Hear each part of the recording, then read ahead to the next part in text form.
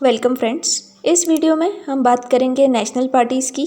क्या क्राइटेरियाज़ होते हैं जिससे किसी भी पार्टी को नेशनल पार्टी डिक्लेयर किया जाता है, उससे होने वाले बेनिफिट्स की, और प्रेजेंटली इंडिया में कितनी पार्टीज़ नेशनल पार्टीज़ है। रिसेंटली आम आदमी पार्टी यानी आप पार्टी को नेशनल पार्टी डिक्लेयर किया गया है, जबकि कुछ पार्टीज़ को नेशनल पार्टी के क्राइटेरिया से हटा दिया गया है। इनमें है शरद पवार की नेशनलिस्ट कांग्रेस पार्टी, ममता बनर्जी की Trinamool Congress and communist party of India. आइए जानते हैं क्या क्राइटेरियाज होते हैं जिनके बेसिस पर किसी भी पार्टी को नेशनल पार्टी का स्टेटस दिया जाता है। इसके लिए सेंट्रल इलेक्शन कमीशन के रूल 1968 को फॉलो किया जाता है, जिसके अकॉर्डिंग किसी पार्टी को नेशनल पार्टी का स्टेटस लेने के लिए 4 या उससे ज़्यादा स्टेट्स में लोकसभा इलेक्शन या विधानसभा के इलेक्शन लड़ना होता है, और इन इलेक्शंस में उस पार्टी को कम से कम 6% वोट्स मिलने चाहिए। इसके साथ ही उस पार्टी के कम से कम 4 कैंडिडेट्स किसी एक स्टेट या स्टेट से मेंबर ऑफ पार्लियामेंट चुने गए हों, या फिर वह पार्टी कम से कम 4 स्टेट्स में रीजनल पार्टी हो, या वह पार्टी लोकसभा की टोटल सीट्स में से कम 2% सीट जीत जाए। वह जीते हुए कैंडिडेट्स 3 स्टेट से होने चाहिए। नेशनल पार्टी होने के काफ़ी सारे बेनिफिट्स भी मिलते हैं। नेशनल पार्टी को पूरी कंट्री में एक इलेक्शन सिंबल पर इलेक्शन लड़ने का मौका मिलता है। वह इलेक्शन सिंबल किसी भी दूसरी पार्टी को नहीं दिया जाता है। अगर किसी स्टेट में नेशनल पार्टी इलेक्शन लड़ रही है और वहाँ कोई रीजनल पार्टी भी उसी पार्टी के इलेक्शन सिंबल के साथ इलेक्शन लड़ती है, तो ऐसी सिचुएशन में नेशनल पार्टी को प्रायोरिटी दी जाती है। जैसे कि समाजवादी पार्टी का इलेक्शन सिंबल साइकिल है, वहीं आंध्र प्रदेश की तेलुगु देशम पार्टी का इलेक्शन सिंबल भी साइकिल है। ऐसे में अगर दोनों पार्टीज़ को नेशनल पार्टी का स्टेटस मिलता है तो उस पार्टी को प्रायोरिटी मिलेगी जिसे पहले नेशनल पार्टी का स्टेटस मिला था।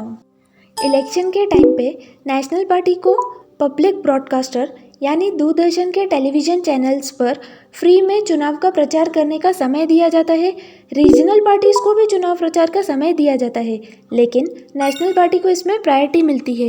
इलेक्शन कमीशन की तरफ से इलेक्शन में खर्च की एक लिमिट तय की जाती है। सभी कैंडिडेट्स को अपने खर्चों की जानकारी इलेक्शन कमीशन यानी कि चुनाव आयोग को देनी होती है। सभी पार्टियों में चुनाव प्रचार के लिए कुछ स्टार प्रचारक भी होते हैं। जब वो किसी क्षेत्र में प्रचार के लिए जाते हैं तो वहाँ का चुनावी खर्च निश्चित रूप से बढ़ जाता है। ऐसे में इस बढ़े हुए खर्च को नेशनल पार्टी चुनावी खर्च से अलग कर सकती है। हर नेशनल पार्टी 40 स्टार प्रचारक तय कर सकती है। इसके साथ ही नेशनल पार्टी को गवर्नमेंट की तरफ से अपना ऑफिस बनाने के लिए ज़मीन भी दी जाती है। अब बात करते हैं इंडिया में टोटल कितनी पार्टीज़ नेशनल पार्टीज़ हैं, तो इसका जवाब है 6 पार्टीज़ नेशनल पार्टीज़ है। इनमें पहली आती है Indian national Congress, Bharatiya Janata party यानी बीजेपी, आम आदमी पार्टी जो कि हाल ही में नेशनल पार्टी बनी है, नेक्स्ट है बहुजन समाज पार्टी, नेक्स्ट है communist party of India Marxist CPIM, और नेक्स्ट है नेशनल पीपल्स पार्टी।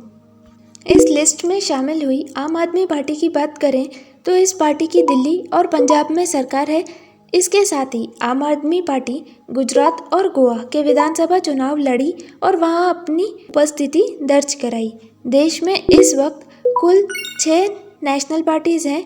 इसके साथ ही 56 रीजनल पार्टीज़ हैं जिन्हें स्टेट पार्टीज़ भी कहा जाता है, जबकि कई सारी पार्टीज़ को सिर्फ पॉलिटिकल पार्टी के तौर पर रजिस्टर किया गया है। थैंक यू फ्रेंड्स, इस वीडियो में इतना ही। ऐसे ही इन्फॉर्मेटिव एंड यूज़फुल कंटेंट को देखने के लिए चैनल को सब्सक्राइब कीजिए, एंड नेक्स्ट वीडियो आप किस टॉपिक पर देखना चाहेंगे कमेंट सेक्शन में ज़रूर बताइए। Thank you.